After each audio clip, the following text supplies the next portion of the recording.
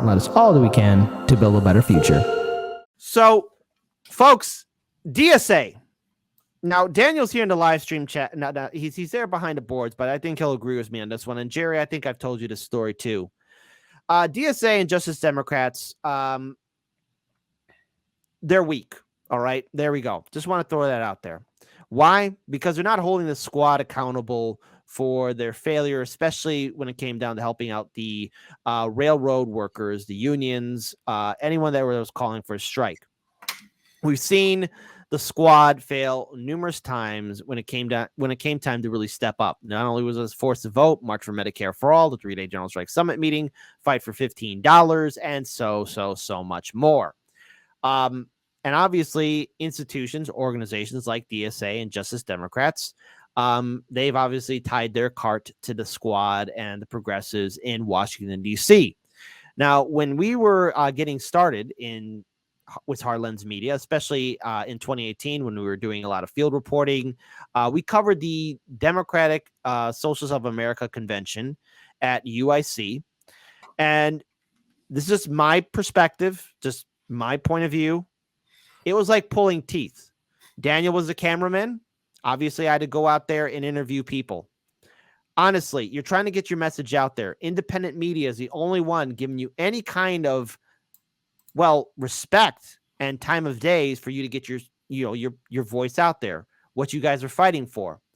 And it was always pulling teeth. I remember one time, Daniel and I, we were wrapping up, and some jagoff from DSA, not a high-ranking member, but they said, not a high-ranking jagoff, a low-ranking jagoff. Yeah. It said, like, are you guys trying to take advantage of our name and trying to take like the spotlight, put it on you? And it's like, first of all, we were just getting started, and number two, we're trying to shine a light on anyone that's trying to do good, trying to speak truth to power, and so much more. And it was always pulling teeth with trying to get interviews with DSA. It was always trying to pull teeth with any of these organizations or activist groups, because anyone trying to make them look bad. But hey, DSA, Justice Democrats, you did it yourselves by never really holding AOC and the squad accountable for their own failures, and once again, constantly being in step with the Democratic establishment. And Sabrina from RBN did a fantastic appearance on The Hill Rising today. And if you haven't seen it, we got a 2-minute video here. Jerry, did you get a chance to check out that video? No, I will be watching it fresh with you. So I'm looking forward to it. I love everything she does. It's so refreshing to see most mainstream outlets giving her a platform to share so much of what is circulating amongst the indie news community. So let's go ahead and play it, folks. Oh, no sound. No sound, my friend. From no less an authority than Brianna Joy Gray over here, and perhaps yourself as well. Yes, it's Robbie the Mannequin. Hakeem Jeffries, he's another corporate Democrat establishment figure there. I think people also need to remember that it was Hakeem Jeffries who started a PAC to prevent other progressives from getting into Congress that were challenging incumbents. He's not for progressive policies. He's been very vocal about this. And so I think the question that we need to ask is, why isn't the squad pushing back against leadership of Hakeem Jeffries? Because this is someone who is going to be against the progressive policies that they are trying to enforce. So that's a big part of the problem.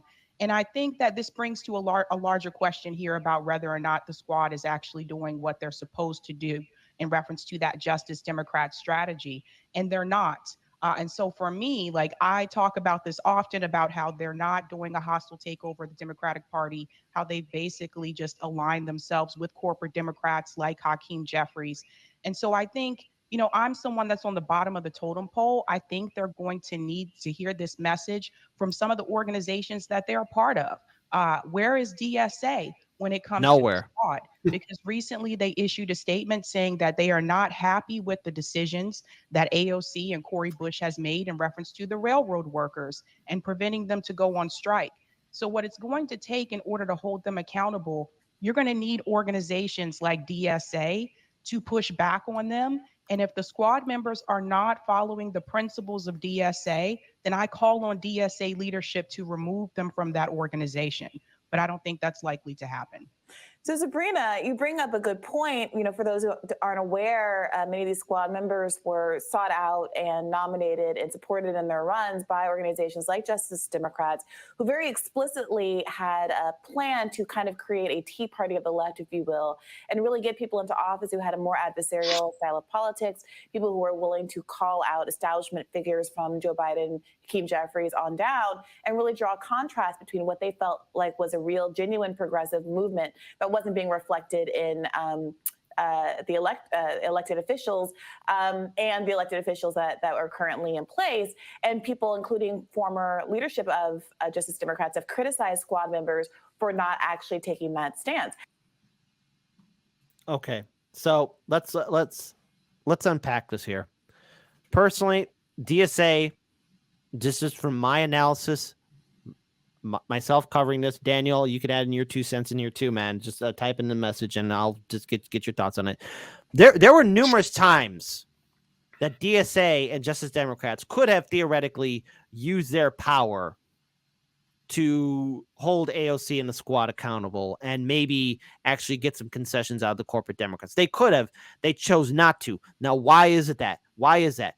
Similar to how Nancy Pelosi and the corporate Democrats use, you got to give us money so we could work harder so we could fight for women's reproductive rights. DSA and Justice Democrats use the face of AOC and the squad as fundraising tools so that it can help out their organizations get more money. That's the only reason why they never shook the cart. That's the only reason why they never did anything. It was always about the dollars. They could have done some good if they wanted to. They could have done something, but they didn't. And Daniel writes this perfect. They are clinging to a dead end of fake power, so they don't have to risk gaining real power. Perfect from Daniel. I have a question. It's my understanding that when the Young Turds out in Los Angeles founded Wolfpack, it was with the intention of creating a new super PAC that would hold the Democratic leadership accountable. We saw that went nowhere. How?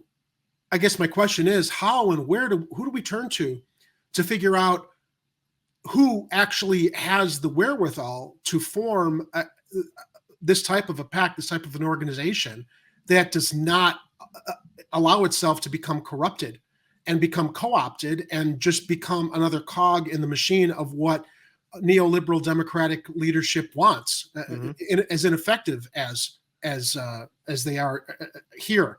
Okay, how do we do this? What is the solution? Maybe we can. So Jerry, this is what troubles me. I actually have an answer for you for this, especially when it comes down towards Wolfpack. Okay, Justice Democrats, who founded it? Kyle Kulinski, and Fat Tony, Cenk Uygur. Those are the two individuals that helped co-found Justice Democrats. Now, when this organization was set up, and this is something that Daniel has said as well. Daniel, if I'm missing anything, please quickly type in the comment section. The Justice Democrats never had any real means or contract to hold AOC and the squad accountable for any of their policies, or should they deviate away. There was no kind of, hey, if you don't do this, this is going to happen to you, AOC and squad. They're rewarding our oppressors. And remember, the Justice Democrats, and this was way back in 2018, when Cenk Uygur and Kyle Kulinski were kicked out. Look, I found that to be wrong what they did at the time. I didn't know really that Cenk Uygur was going to just systematically just go on board with the Democrats and selling out and so much more. But when that happened, it was wrong. And I remember saying, hey, Justice Democrats, you're making a terrible mistake here. Hey, call me the fool for actually believing that there was some kind of hope. Hell, I actually thought Bernie Sanders would do some good here too. Hold on, I want to pull up what Daniel wrote here. Rules for rulers: we must all gain power, then pressure using that power. Those with no power can control nothing. Daniel also writes, they had no way to control the candidates, and they lost their power to others with more power to control them. And that's what happened to and so when it comes down to building an organization or movement that's going to bring in change, if you're going to be putting someone in Washington, D.C., first quoting Roger Meadows, we have to get rid of, abolish all political parties. And then number two, there has to be ways and means in which you have to still maintain control and power over said candidates that you want to fight for policy issues like increasing the minimum wage, fighting for Medicare for all, student debt forgiveness, and so much more. And that's why Justice Democrats and DSA failed. But wouldn't withholding endorsements be the power? Yes and no, because the thing is, it really depends on the organization, because if someone's able to move on without an organization, if the organization doesn't show that they have power, if an organization doesn't show that they have the influence, you can ignore them. What you have to do is show people that you are a presence and that you have not only influence, but you also have a large number of people that are willing to support you as well. So if you're an organization that's fighting for Medicare for all, student debt forgiveness, or anything else of that matter, if you're not something that's going to garner, especially in this two-party system, if you're not something that's going to garner the attention of the politicians, they're going to dismiss you. And look at how, again, TYT, an outlet that helped create Justice Democrats, you think AOC and the squad are ever going to go back on those platforms, go on Secular Talk? No, they won't. They used them, and then they're gone. And they're still cucking from, like Kyle Kalinske. By the way, I occasionally will watch Breaking Points on YouTube because they do report on, breaking news stories every day. But it's just funny with the platform that they've built there to hear Sagar and Crystal asking at the end of the show to like send more money, send more money, send more money. I guess right here I think that she's got a big wedding to pay for with Kyle. I'm concerned that some of that money might be going towards the royal wedding that the two of them are going to have. Oh, Kyle Ball, formerly known as Kyle Kalinske. Miguel H. shares in the chat. There you go. All right, Kyle. Hey, you know what? I'm getting a little snarky. True love anywhere. Hold on. I just want to quote one more thing that Daniel wrote, and I'll give him the final word on this one. Especially when it comes down to organizations and trying to get someone to change and why the Justice Democrats failed. You have to show them that you can replace them and they can't fight you to stop it. That's what the Justice Democrats should have had over AOC and the squad, and they didn't. And again, never forget, it's because of the Justice Democrats and DSA. Justice Democrats started by TYT, Cenk Uygur, Kyle Kalinske, why we have AOC and why she's such a sellout now. They never had the foresight of thinking what would happen if they would actually win. Well, and it also shocks me that any group with that kind of visibility wouldn't be prepared for exactly what Daniel shared. You have to show that you can replace them and they can't fight you to stop it. That should have been like one of the first plans that they had to be able to like hold them accountable. And without going into this fight, knowing that, you've given up before you've even started. Yep. And that's the problem. And so the thing is, I'm going to probably talk a little bit more about this maybe on tomorrow's show as well, about how DSA systematically dropped the ball and failed every single one of their promises. As an institution and as an organization and the people that are part of it, DSA, what's it like knowing that all the people that you helped elect into office are marching in step with the neoliberal Democrats and praising the Biden-Harris administration for all their failures? This is something a lot of these organizations and things that got started or got a lot of influence in 2016 have to live with. Because remember, the only reason why DSA and Justice Democrats got that huge boost was not only because of Bernie Sanders, but also the orange boogeyman. All of them would still be irrelevant or non-existent were it not for Trump. And because of their failures, Donald Trump's still going to come back in the 2024 election. He's going to come back. My thing is anyone going to take DSA or Justice Democrats serious? And I want to leave this as an open question, a democracy in the chat for our audience.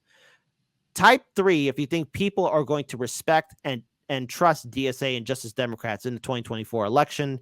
Type 4 if no one's going to give a damn. I'm going to even type that question in the community page as well.